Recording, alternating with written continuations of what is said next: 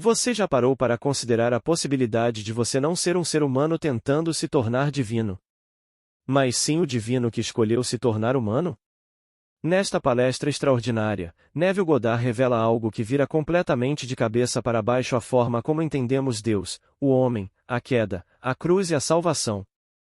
Nós somos os deuses que desceram à Terra não é apenas um título, é um chamado ao despertar. Um convite para lembrar quem você é antes do tempo, antes do nome, antes da história. Se você sente que há algo em você que é maior do que esta identidade, maior do que esta vida e maior do que este corpo, então fique comigo até o final, porque o que você vai ouvir pode mudar silenciosamente a forma como você se vê e como você vive.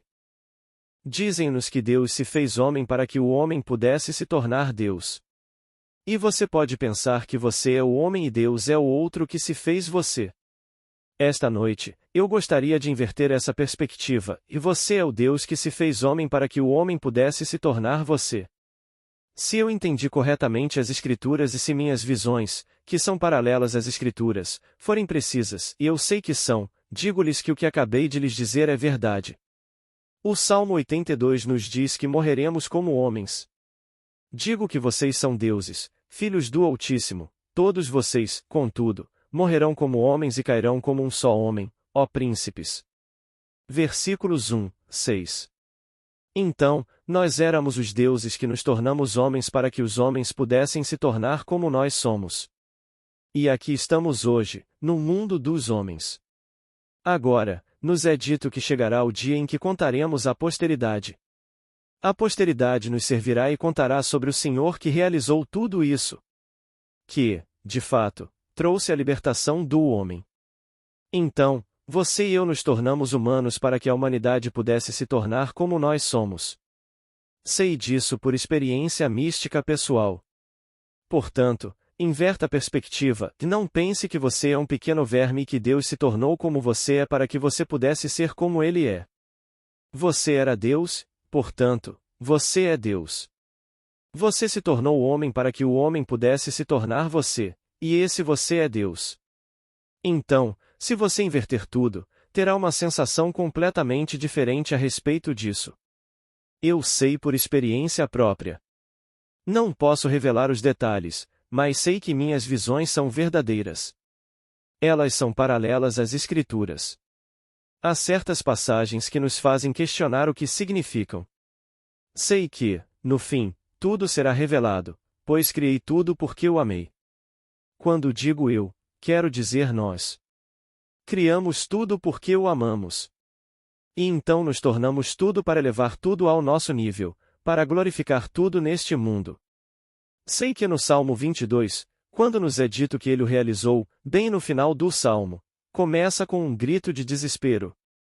Meu Deus, por que me abandonaste? Estou clamando a mim mesmo. Pois desci e esqueci completamente quem sou e assumi minha criação para elevá-la ao nível do que eu sou. Mas, no fim, clamo. Eu o realizei. E tudo estará feito. Contarei à posteridade, que me servirá de testemunho. Os homens falarão do Senhor às gerações vindouras, aqueles que ainda não nasceram. Não se refere a outra geração, refere-se aos deuses que desceram, que ainda não nasceram do alto, para descobrirem que eles de fato desceram e assumiram a natureza humana, e então a elevaram, e então a concretizaram. Eles realizaram exatamente o que se propuseram a fazer. O drama não começa com o nascimento, o drama começa com a crucificação. É assim que todo o drama começa. Contado nos evangelhos, começa com o nascimento e termina com a crucificação, mas essa não é a história. Começa com a crucificação, que é a união de Deus com o homem, e termina com a ressurreição, onde ele eleva o homem ao seu próprio nível. Todos serão elevados a esse nível, porque nós, os deuses, descemos. E assim, na sociedade divina, eu digo que sois deuses, filhos do Altíssimo, todos vós, contudo, morrereis como homens, assim como tudo morre neste mundo, e caireis como um só homem, ó príncipes. Então, tendo-nos tornado homens, assumiremos toda a natureza do homem, o horror que é o homem, e então o elevaremos ao nível do amor. No fim, não há nada além de amor. Então, assumo a natureza do homem com tudo o que é homem. Bem, então, olhe ao redor e veja o que o homem fez, está fazendo e é capaz de fazer. Foi essa natureza que assumimos. Não foi um homenzinho específico chamado Jesus Cristo que a assumiu, mas sim a natureza humana que nós, os deuses, incorporamos. E então a elevamos ao nosso próprio nível, que é Deus, o amor infinito. Agora, no Salmo 42, muitos anos atrás. Então não posso dizer mais do que dizer que o início é a crucificação e não começou no ano 1 depois de Cristo. Não consigo precisar, não agora, mas foi o início, quando essa união ocorreu entre nós, os deuses. Pois a palavra Elohim, a primeira palavra que encontramos na Bíblia. No princípio, Deus, essa palavra é Elohim. É uma unidade composta, é uma palavra no plural. Nós somos os deuses que compõem Deus. Então, no princípio, Deus criou os céus e a terra. Então, nesse princípio, os deuses fizeram isso. Naquela noite, muitos anos atrás, no Salmo 42, eu revivi aquilo. Quando você revive as Escrituras, não é uma lembrança, a lembrança se torna realidade. É algo que você reencena. Não é algo que você se lembra, simplesmente reproduz de repente. Mas, como é narrado no Salmo 42, é narrado como uma lembrança. Estas coisas eu me lembro. Como eu ia com a multidão à casa de Deus. Versículo 4. Mas quando eu ia com a multidão, eu não estava me lembrando, eu estava reencenando. Bem, se você considerar o Salmo 42, seria 1000 anos antes de Cristo, se o considerasse cronologicamente. E naquela noite eu me tornei homem. Pois então eu ouvi a voz das profundezas da minha própria alma que dizia: Eu sou Deus no ato de despertar e que eu reencenei a união com o homem e eu era o crucifixo. Eu era aquele que de fato girava no espaço e no tempo, minhas mãos vórtices, meus pés vórtices, meu lado um vórtice, minha cabeça um vórtice e eu era a própria vida que foi absorvida pelo homem. Eu não era o homem esperando por isso, eu era aquele que veio ao homem e tomou sobre mim a cruz que é o homem e a carregou para que eu pudesse então elevar o homem ao meu nível. Então, nesta imagem, quem diria que no desenrolar do drama, tudo o que já foi criado é amor? Não importa o que seja, é amor. A coisa mais horrível do mundo foi feita com amor. E então, aqui, naquela noite em que quebrei a casca. E depois, 139 dias depois, quando me foi revelado pelo único que poderia revelar que eu sou o Pai, eu não me tornei o Pai naquele momento. Eu sempre fui o Pai, mas desci e tomei sobre mim a cruz que é ser homem para me elevar a esse nível. E aqui, no Salmo 22, livra-me, livra minha alma, ele pergunta por quê? Livra a minha alma do poder do cão. Ele pede para libertar minha amada, e a palavra é traduzida como minha amada na versão King James e como minha vida na versão Revised Standard Version. Mas se você analisar a palavra, ela aparece 12 vezes nas Escrituras. A primeira vez que aparece é em Gênesis, no capítulo 22, versículos 2 e 16, e aqui está a tradução. Teu único filho. É esse o significado da palavra em hebraico. Em vez de dizer meu querido, que esconde completamente o significado, ou minha vida, que também esconde completamente o significado, disse: Livra meu único filho do poder do cão. Naquela noite em que explodi e cumpri minha promessa de não deixar meu filho no inferno. Como está escrito no Salmo 16. Tu não deixarias a minha alma no inferno. Versículo 10. E a palavra traduzida como inferno significa descoberto, revelar, expor, tirar o véu. Tu não me deixarias descoberto, mas me revelarias, e então eu, por minha vez, te revelaria, pois o Pai jamais será conhecido a menos que o Filho o revele. Portanto, o Pai faz tudo. E isso requer o Filho. Se ele for descoberto, revelará o Pai a si mesmo. Pois ninguém conhece o Filho senão o Pai, e ninguém conhece o Pai senão o Filho e aquele a quem o Filho quiser revelar. Mateus 11 versículo 27. Mas o Filho não pode revelar o Pai a menos que seja descoberto. Então, aquele momento foi uma explosão completa da revelação do meu filho, que por sua vez me revelou quem de fato morreu quando me tornei homem. Eu me tornei homem, e então, num instante, revelei meu filho, que me revelaria como Deus Pai. Portanto, eu não me tornei Deus Pai, eu sempre fui Deus Pai. E propositalmente revesti meu filho dentro de mim, e então representei perfeitamente o papel de homem, e então revelei meu filho para que ele me revelasse como Deus Pai. Então ele disse: Livra meu amado. Em outras palavras, livra teu único filho do poder do cão.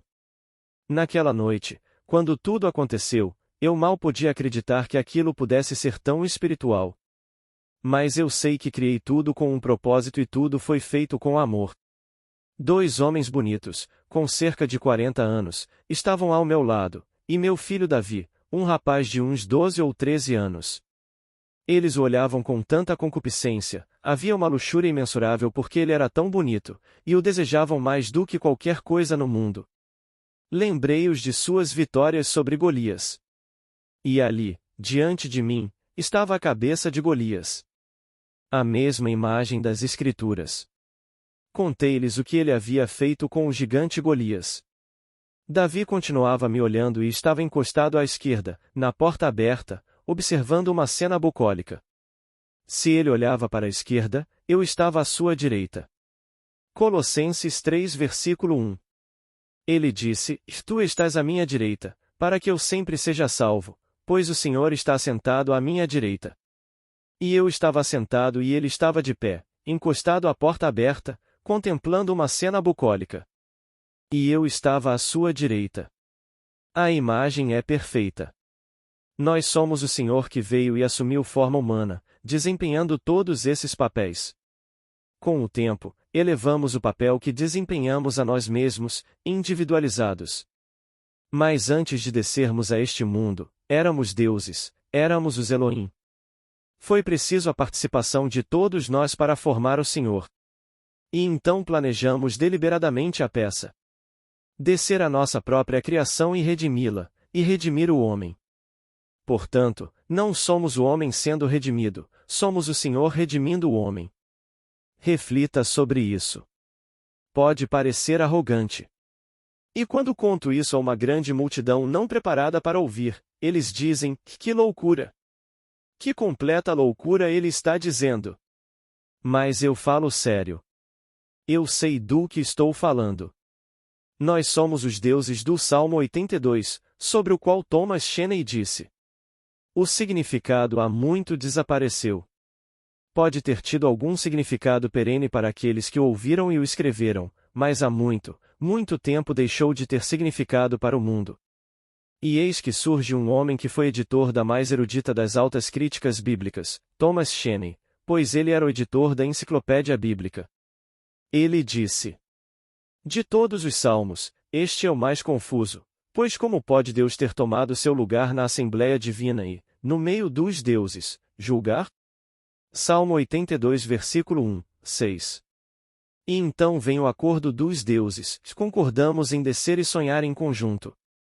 Então o Uno, constituído de muitos, proclama: eu digo que vocês são deuses, filhos do Altíssimo, todos vocês, contudo, vocês morrerão como homens e cairão como um só homem, ó príncipes.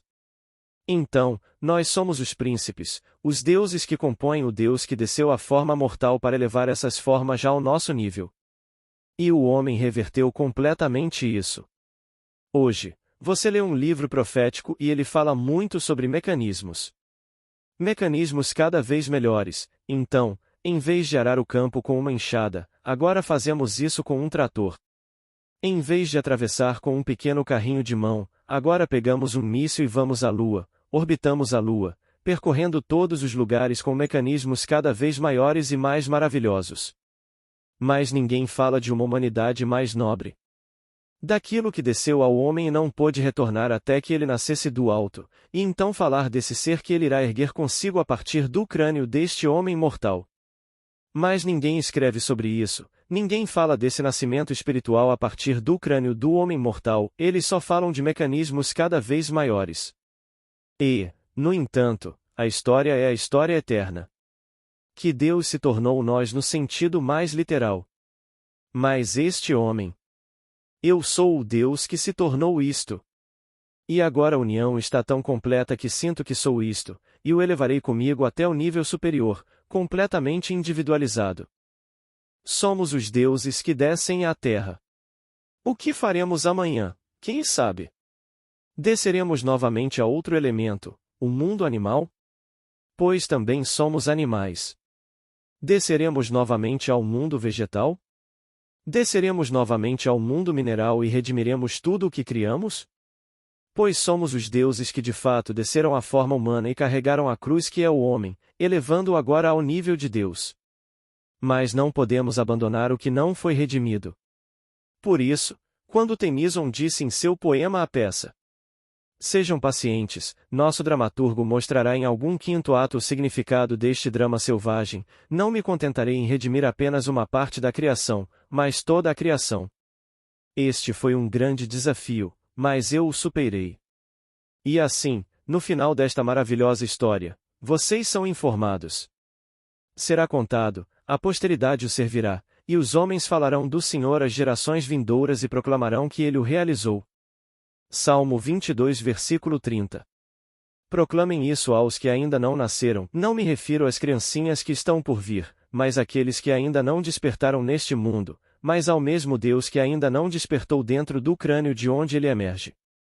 Então eu digo a vocês, vocês são infinitamente maiores do que pensam. Vocês e eu estávamos juntos na eternidade. Ora, a eternidade não é o domínio do atemporal, como alguns querem dizer, como no jornal de hoje, que disseram ser um estado atemporal. Não, ela não é o domínio do atemporal, mas do eterno, do duradouro, daquilo que é para sempre e sempre. Isso é a eternidade. O que não pode perdurar para sempre deixa de existir. Deixamos de imaginá-lo e ele desaparece. Mas vocês e eu somos seres eternos que vieram ao tempo. E como disse Blake, essas coisas do tempo constroem mansões na eternidade. As ruínas do tempo, ele as chamava. Então tudo morre aqui, mas tudo morre, e ainda assim todas elas constroem mansões na eternidade. Portanto, nada jamais aconteceu que estivesse fora de ordem, absolutamente nada. Tudo estava em perfeita harmonia. O jornal desta manhã, você deve ter lido, onde o Papa disse: "O homem não deve ir contra a sua consciência, mas a sua consciência deve ser educada para se conformar às doutrinas desta igreja." Que absurdo! Não se deve ir contra a consciência, mas sim educá-la para se conformar às doutrinas da igreja, e ele se coloca como a própria doutrina, como o critério de tudo o que é certo e errado. Voltemos às Escrituras e paremos com toda essa bobagem sobre o mundo exterior. Não tem nada a ver com essas pequenas coisas passageiras. Voltemos às Escrituras. Ora, quem imaginaria, ao ler essa passagem simplesmente como a citei: "Livra meu amado do poder do cão", que ela significasse alguma coisa? Não significa absolutamente nada. E, no entanto, quando acontece com você, você sabe exatamente do que se trata e se pergunta: o que é tudo isso? Eu criei, e você e eu juntos criamos o touro, criamos a mula, criamos a prostituta, criamos o homossexual, criamos a lésbica, criamos tudo neste mundo.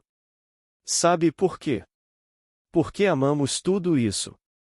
Não teríamos criado nada que não amássemos. E então, por que isso? Bem no final do drama, esses dois homens estão à minha direita e olham com tanta luxúria para o meu filho unigênito. No cumprimento do Salmo 22. Livra o teu único filho do poder do cão. A palavra cão significa um prostituto do templo. É isso que significa. Então entreguei. E eles olhavam com tanta concupiscência. E eu simplesmente os amava, mas os avisei da vitória deles sobre o gigante. Ali estava a cabeça do gigante diante de mim, completamente separada do corpo. E ali ele se encostava na porta aberta, contemplando uma cena bucólica. Então, tudo está em ordem. Eles tinham que estar lá naquele momento em que eu quebrei o túmulo e não deixei meu único filho na sepultura. Não deixarás teu único filho na sepultura, como nos é dito no Salmo 16. Ele afirma: Tu não me deixarás na sepultura. Versículo 10. A palavra traduzida significa neste mundo de morte. Bem, este é este mundo. Eu não o deixarei neste mundo. Eu o levarei comigo, pois ele desempenhou o seu papel perfeitamente. Pois encontrei em Davi, meu filho, chamado Jessé, que sou um homem segundo o meu coração, que fará toda a minha vontade. Atos 13 versículo 22. Bem, ele fez toda a minha vontade. Ele desempenhou cada papel que eu desempenhei, porque eu assumi o papel de homem. E a soma total de todos os papéis que desempenhei é Davi. E ele é tão belo porque é formado por tudo o que eu fiz. Foi preciso tudo para formar Davi. Se uma pequena parte fosse deixada de fora, eu não teria Davi. E assim, desempenhei todos os papéis imagináveis no mundo, pois é preciso tudo para gerar Davi. Tu não deixarias teu amado, teu santo, na sepultura, neste mundo de morte. Não, eu não deixarei. Então, naquele momento em que abri a sepultura e ele estava diante de mim, ressuscitado, redimido, eu o levo agora para o meu estado celestial comigo, esse ser glorioso. Então, levamos a nós mesmos, mas levamos conosco o nosso Filho unigênito para este estado celestial onde, sem palavras, compartilhamos da sabedoria eterna. E ninguém escreve sobre isso, escrevem apenas sobre os mecanismos cada vez mais maravilhosos do mundo. Portanto, não condenem ninguém neste mundo, não importa o que tenha feito. Você desempenhou esse papel, ou vai desempenhá-lo, ou está desempenhando-o. E cada parte do mundo foi criada por Deus. Por Deus, quero dizer que nós criamos, pois somos os deuses que desceram. Nós somos, na verdade, Deus que desceu e assumiu a natureza humana, e não qualquer detalhe específico, mas a natureza humana, e essa união foi real, e isso foi a crucificação. Então, na noite em que os conduzi em procissão até a casa de Deus, ainda consigo sentir. Não consigo descrever o êxtase dos vórtices. Eram 6, como a estrela de Davi, a grande cruz ou a grande estrela de Davi. Não 5, mas 6, o lado era um, mais as mãos, os pés e a cabeça. E essa completa sucção para dentro do homem, mas eu era o ser que entrava. Então, entrei no homem e tomei sobre mim a cruz do homem, pois eu era a cruz. Assim, vocês verão na história, especialmente nas obras de Paulo, que tudo era a cruz. Não preguei nada além da cruz, preguei Cristo e este crucificado. Bem, vocês são Cristo. Ele agora está em vocês porque já foi unificado com o corpo que vocês vestem. Mas se vocês tiverem memória, e terão quando Deus se lembrar, ele não se lembra como o homem neste nível se lembra. É tudo realidade, é uma reencenação do drama. Então, naquela noite em questão, foi uma completa reencenação do drama quando a voz disse dentro de mim. No ato de despertar. Naquele momento, no ato de despertar, senti a reencenação do primeiro ato, que foi a crucificação. Portanto, longe de a crucificação ocorrer no final do drama, a crucificação ocorre no início e a ressurreição no fim. Agora reflita sobre isso. Você pode achar que esta noite não é prático, mas, permita-me dizer, é muito mais prático do que qualquer coisa que eu pudesse lhe dizer. Eu poderia lhe dizer como se tornar uma pessoa melhor, se você quiser ser melhor, como ficar mais rico, se você quiser ficar mais rico, como se tornar isso. Isso é simples. Mas se você refletir sobre isso, você transcende todas essas coisas que morrem. Todas essas coisas desaparecem. Você lerá no jornal de manhã que alguém, e invariavelmente dizemos, se um homem morre, uma pessoa normal que não deixa herança, eles não o mencionam no jornal, a menos que você pague pelo pequeno anúncio ou alguma funerária pague por ele. Mas se você morrer e deixar dinheiro, isso sempre é mencionado. Se você deixar uma casa, e for uma casa normal, ninguém. Mas se você deixar uma casa que vale $250.000, eles falam da casa e do valor da casa. Tudo parece ter um rótulo neste mundo. Você lê o Jornal da Manhã e verá que tudo que envolve números supostamente inflados é sempre mencionado. Agora, se você realmente quer ser mencionado em algum obituário, faça 1 bilhão. Você sempre será lembrado como alguém que tinha 1 bilhão e morreu, mas você morre de qualquer jeito. Todos morrem, independentemente de terem 1 bilhão ou não terem nada. Mas se você realmente quer um obituário, deixe uma fortuna ou cometa algum ato violento. Mas se você realmente quer despertar, ouça o que eu lhe disse esta noite. Não estou lhe bajulando. Você e eu somos os deuses que desceram, literalmente desceram. Não somos menos do que éramos antes, somos maiores por termos descido e redimido esta parte da criação, que é o homem. Pois o homem forma uma parte eterna da estrutura da criação. E agora descemos, nos tornamos homens e redimimos o homem. Mas não podemos deixar as outras partes sem redenção. Então, redimiremos tudo em nosso mundo, para que no fim não haja nada além de Deus. Mais uma coisa de cada vez. Assim, provamos que podemos vir ao mundo da morte e vencer a morte. Tudo no mundo, não importa o que seja, nós criamos e redimiremos. Portanto, Deus, algo diferente de você, não se tornou você. Tu és Deus que se tornou tua própria criação, que é o homem, e então elevas o homem ao nível de ti mesmo, que és Deus. Reflita sobre isso. Não estou inventando, estou lhe dizendo o que sei. E tudo no mundo, seja você o ladrão ou aquele que é roubado, seja você o touro do mundo ou a meretriz do mundo, seja o que for, nós o criamos e o amamos quando o criamos. E desempenhamos todos os papéis e o fim, a quintessência de todos os papéis, é aquele ser amado e eterno chamado Davi. Ele é a essência de tudo o que já desempenhamos.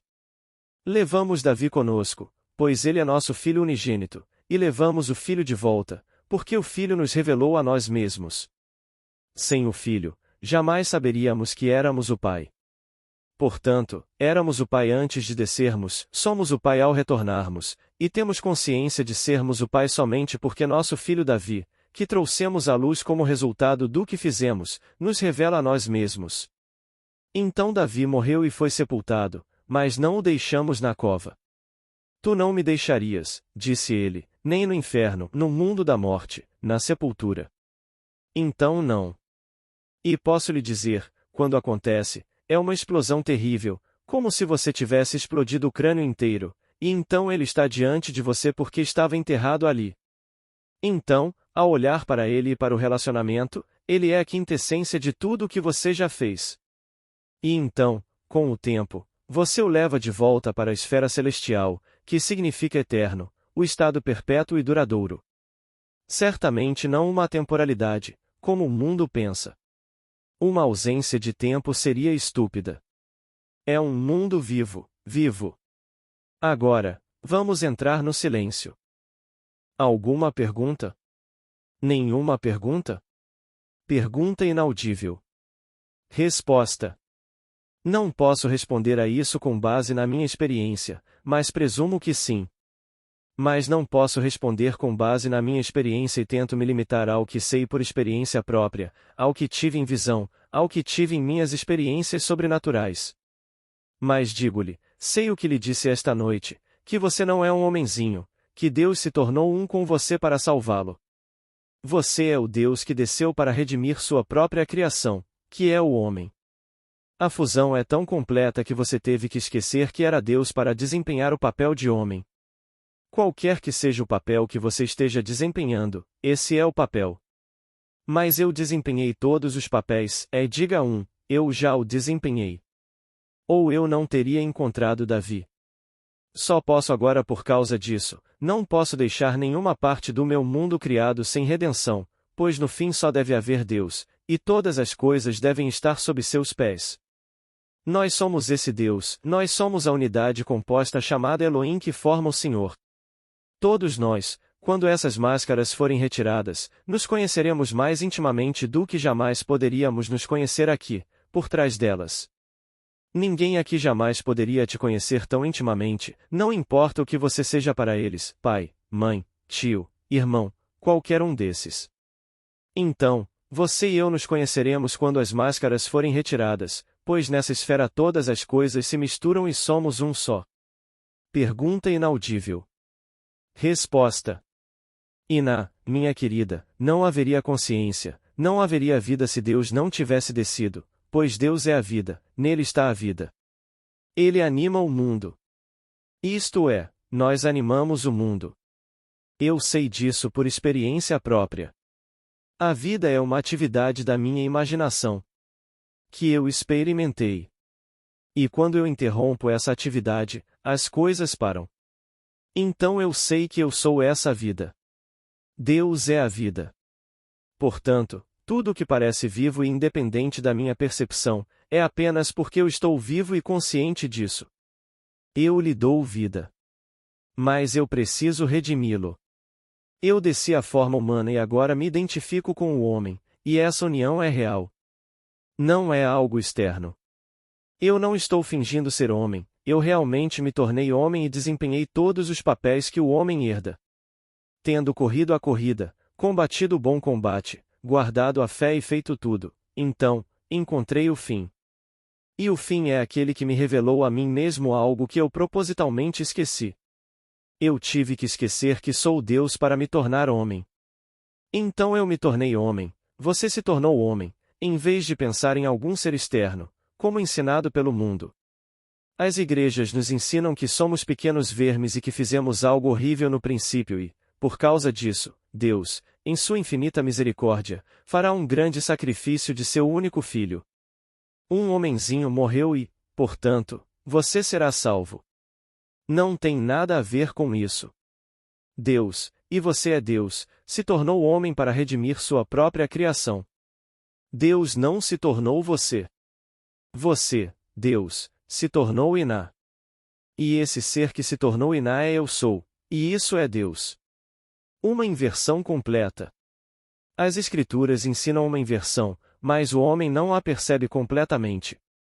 Não foi Esaú, mas Jacó, não foi Ismael, mas Isaque, não foi João Batista, mas Jesus. Você encontra essa inversão completa. E os primeiros serão os últimos. Então, eles estão ensinando tudo isso externamente, e os sacerdócios deste mundo ensinam dessa maneira. Vi no jornal de hoje que acabaram de descobrir que a cadeira de Pedro não era uma cadeira na qual Pedro alguma vez se sentou. Entregaram-na aos cientistas para descobrirem se é realmente tão antiga quanto pensavam. Durante séculos, as pessoas iam ver esta cadeirinha, toda deteriorada, e veneravam-na. Ela fica toda protegida por um vidro e é um pequeno santuário, a cadeira sagrada em que Pedro se sentou. Agora descobrem que não é assim tão antiga. Pedro teria de ter vivido mais 1000 anos para se ter sentado nela. No entanto, durante todos estes anos, as pessoas veneraram esta insignificante cadeira como se fosse a cadeira em que Pedro se sentou. Agora, os padres não podem se casar. No entanto, no capítulo 4 de Lucas, a sogra de Pedro. Se ele tinha uma sogra, ele tinha uma esposa e foi curado por Jesus. Se ele é o primeiro papa e era casado, o que há de errado com o papa atual por não ser casado? Basta analisar, e a cura da sogra de Pedro está no capítulo 4 de Lucas. Então, se ele era o fundamento de tudo e foi chamado de primeiro papa, o que não foi, tudo isso é uma invenção humana, pois todo esse drama se passa no homem. Quando todos se sentaram diante de mim e ouviram a minha revelação da palavra de Deus, quem era Pedro? Este drama é um drama perfeito, mas a forma como as igrejas estabelecidas do mundo organizaram não é religião. O chefe da Companhia de Jesus disse que se a igreja lhe diz que preto é branco, você deve aceitar, sem questionar. Bem, isso faz parte do fundamento da igreja e você não questiona as tradições da igreja. Está escrito nas Escrituras. Vocês invalidaram a palavra de Deus com as tradições que transmitiram. Mateus 15 versículo 6. Vocês pegam todas as suas tradições e as transmitem adiante, e ao fazer isso, invalidam a palavra de Deus. Agora, alguns podem pensar que sou contra isso. Não sou contra nada. Apenas sei que minhas visões são verdadeiras e não se conformam com essas tradições da igreja. Vocês são os deuses que desceram. Hoje vocês dirão, Como posso ser Deus se estou necessitado? Não me importa se vocês estão necessitados ou não, vocês estão representando esse papel. Não precisam continuar nesse papel porque vocês são Deus e todas as coisas são possíveis para Deus. Podem presumir agora que são ricos. Se ousarem acreditar que realmente são Deus e que todas as coisas são possíveis para Deus, então a riqueza será sua. Se ousarem persistir nessa presunção. Mas se vocês acreditarem que são apenas vermes insignificantes, como ensinam as igrejas, e que precisam orar a um Deus externo e pedir que ele os ajude. E eles disserem que, se ele não os ajudar, é porque vocês são muito perversos, e eles sempre se esquivam da responsabilidade. Mas nós somos os deuses. Embora nossos estudiosos digam que não conseguem entender o maravilhoso Salmo 82. Nós somos os deuses mencionados nesse salmo, mas está escrito com bastante clareza. Embora vocês sejam deuses, todos filhos do Altíssimo, todos vocês, contudo, morrerão como homens. Descemos a um mundo morto e tivemos que assumir a morte do mundo, e então provar que somos Deus, dando-lhe vida e redimindo-o, e então retornando ao nosso estado, porém fortalecidos pelo fato de termos superado essa maravilhosa empreitada e termos sido vitoriosos em uma batalha contra a morte. Pois todos nós morremos. Quem não morre? O que não morre neste mundo? Mostre-me um monumento que não morra. Tudo se deteriora gradualmente, portanto deixa de existir e ainda assim há algo neste mundo e nós somos esse algo, que não pode morrer.